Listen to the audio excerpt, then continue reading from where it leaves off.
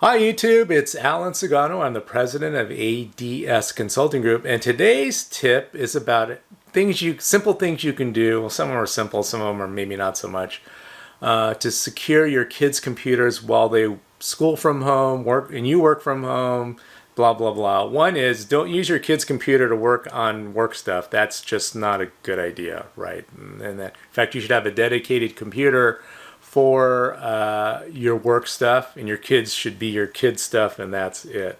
Don't mix the two, because your kids could be infected with something you don't know about it. You jump on the work stuff, infect their stuff, and then you're going to be Mr. Popular or Miss Popular, right? It could be really bad for you. So the obvious things are, for your kids' computers, they need antivirus. We recommend WebRoot. It works really well. It catches a lot of stuff.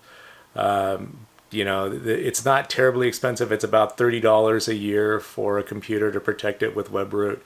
It does catch a majority of stuff. It does not catch everything, but it does catch a lot of stuff. Obviously, the second tip is stay up to date with patches. So, when those patches come out from Microsoft or whoever on the second Tuesday of every month, don't ignore them. Make sure they get installed. You need to maintain them. Over 90% of hacks are due to computers with what's called poor computer hygiene. In other words, they don't have the latest patches on them. Oh, I could kill you this way, I could kill you this way, I could kill you with this exploit, kill you with that exploit, because you don't have the patches installed. Back in the day, we used to say, hey, when you get a chance, install them. Now we're like, the patches got released, got to get them on there within, a couple of days, really important, blah, blah, blah. Yeah, and it's just kind of, it's the nature of the... Welcome to 2021, everybody. Okay. The next one is, if you can, try to avoid giving your kids an email account unless they are older and they know how to identify a phishing attack. Maybe use your email account if you need to communicate with your kid. Number one, this is kind of scary and freaky, right? Child predators. Hey, go meet me over here for something, little girl or little boy. That's just so wrong in so many ways. At least then you would be able to intercept that email. Number two is kids, because they're kids, especially younger kids, probably can't spot a fish, and they're like, click, click, click. Hey, look, I can click on this, and boom, their computer gets infected.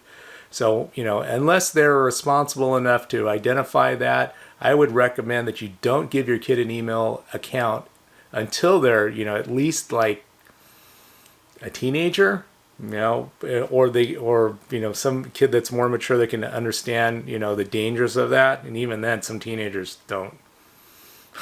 Depends on your kid, right? Maybe when they're 30, that might be a good time. Okay, I'm kidding, but you know what I'm saying is, if you can't avoid giving your kid an email address if they don't need it. And sometimes even schools will give it to them.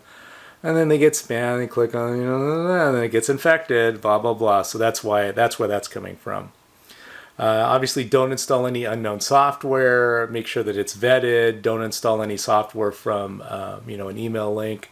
Look at where the link is going, hover over it, see where it's going to take you. Usually it's over a cliff.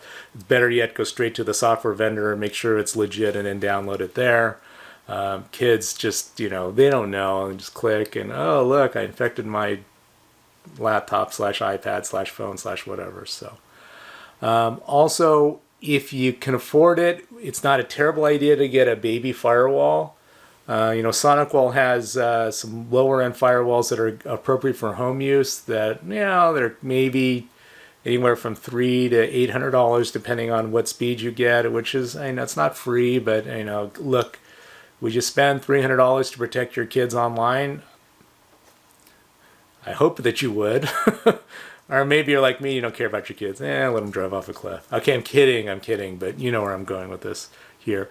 The other advantage of that is that a lot of these firewalls do contain a content filter.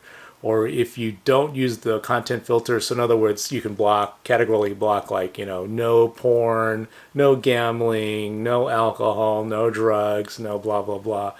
There are a number of sites also that I'll post up here that are effectively content filtering software you can put on your kid's computer to protect them while they're safe online, as well as going to any nefarious sites.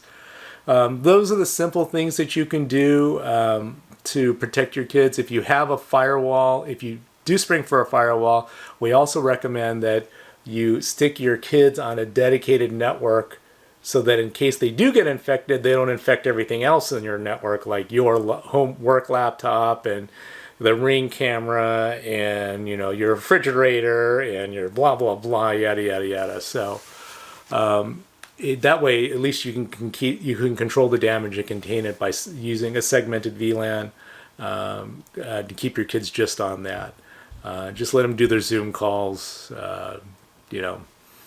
Maybe a little bit of gaming or something like that if they've been good.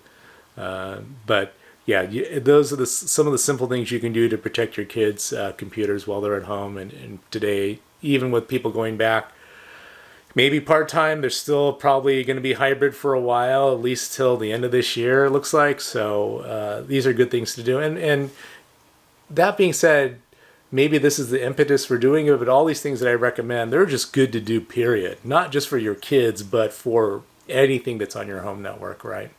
So that's our tip of the day. If you like this, if you need more information about this, you need help on this, send us an email to info@adscon.com. We'd love to help.